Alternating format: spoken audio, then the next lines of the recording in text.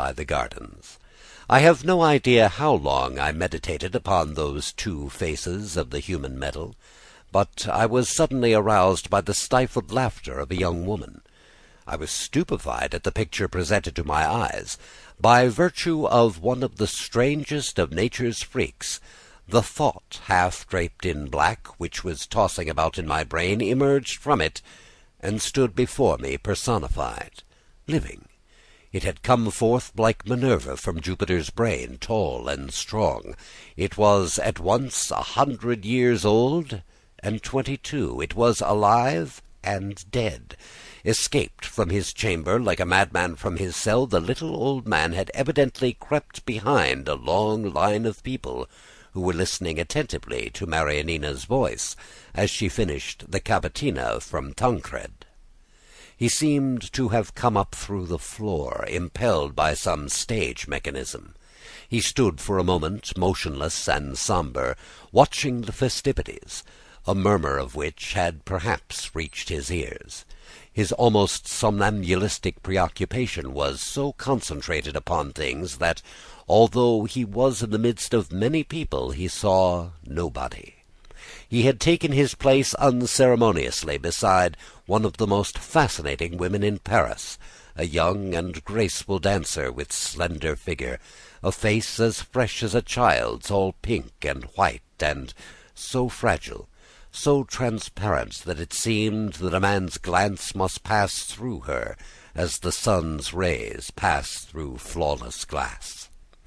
They stood there before me, side by side, so close together that the stranger rubbed against the gauze dress and the wreaths of flowers and the hair, slightly crimped, and the floating ends of the sash. I had brought that young woman to Madame de Lanty's ball. As it was her first visit to that house, I forgave her stifled laugh, but I hastily made an imperious sign which abashed her and inspired respect for her neighbor. She sat down beside me. The old man did not choose to leave the charming creature, to whom he clung capriciously with the silent and apparently causeless obstinacy to which very old persons are subject, and which makes them resemble children. In order to sit down beside the young lady, he needed a folding chair. His slightest movements were marked by the inert heaviness, the stupid hesitancy which characterized the movements of a paralytic. He sat slowly down upon the chair with great caution, mumbling some unintelligible words. His cracked voice resembled the noise made by a stone falling into a well. The young woman nervously pressed my hand as if she were trying to avoid a precipice, and shivered when that man, at whom she happened to be looking, turned upon her two lifeless sea-green eyes, which could be compared to nothing save tarnished mother-of-pearl. "I am afraid," she said, putting her lips to my ear. "You can speak," I replied. "He hears with great difficulty." "You know him, then?" "Yes." Thereupon she summoned courage to scrutinize for a moment that creature for which no human language has a name, form without substance, a being without life, or life without action. She was under the spell of that timid curiosity which impels women to seek perilous excitement, to gaze at chained tigers and boa constrictors, shuddering all the while because the barriers between them are so weak. Although the little old man's back was bent like a day laborer's, it was easy to see that he must formerly have been of medium height. His excessive thinness, the slenderness of his limbs, proved that he had always been of slight build. He wore black silk breeches which hung about his fleshless thighs in folds like a lowered veil. An anatomist would instinctively have recognized the symptoms of consumption in its advanced stages, at sight of the tiny legs which served to support the strange frame. You would have said that they were a pair of crossbones on a gravestone. A feeling of profound horror seized the heart when a close scrutiny revealed the marks made by decrepitude upon that frail machine. He wore a white waistcoat embroidered with gold in the old style, and his linen was of dazzling whiteness.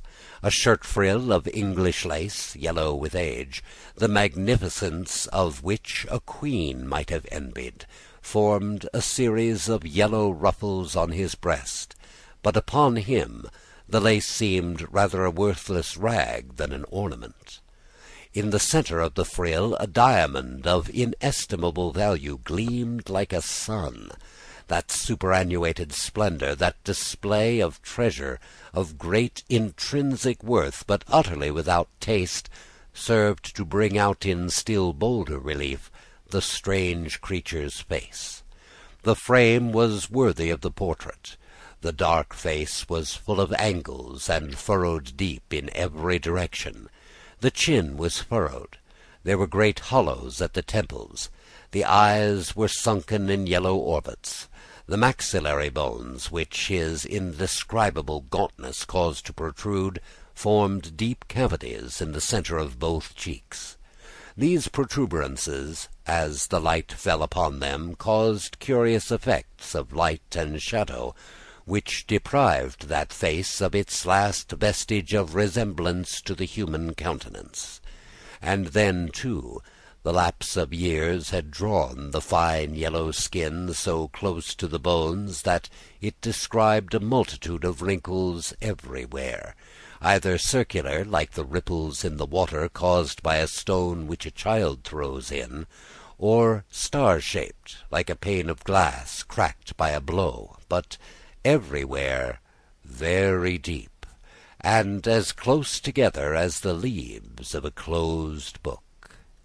We often see more hideous old men, but what contributed more than aught else to give this spectre that rose before us the aspect of an artificial creation was the red and white paint with which he glistened.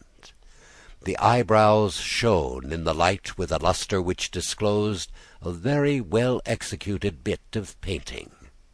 Luckily for the eye, saddened by such a mass of ruins, his corpse-like skull was concealed beneath a light wig, with innumerable curls which indicated extraordinary pretensions to elegance.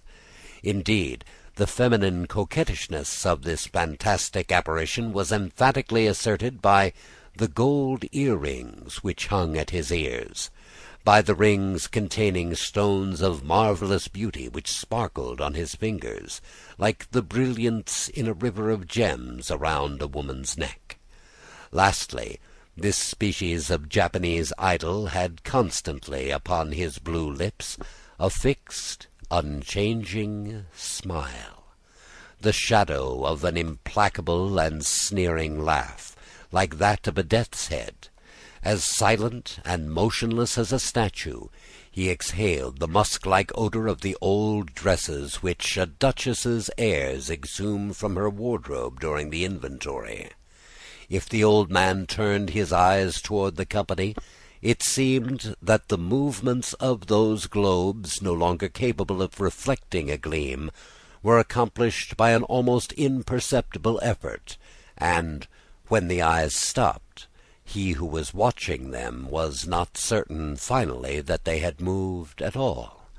As I saw beside that human ruin a young woman whose bare neck and arms and breast were white as snow, whose figure was well-rounded and beautiful in its youthful grace, whose hair, charmingly arranged above an alabaster forehead, inspired love, whose eyes did not receive but gave forth light, who was sweet and fresh, and whose fluffy curls, whose fragrant breath seemed too heavy, too harsh, too overpowering for that shadow, for that man of dust. Ah! The thought that came to my mind was of death and life, an imaginary arabesque, a half-hidden chimera, divinely feminine from the waist up. And yet such marriages are often made in society, I said to myself. "He smells of the cemetery!" cried the terrified young woman, grasping my arm.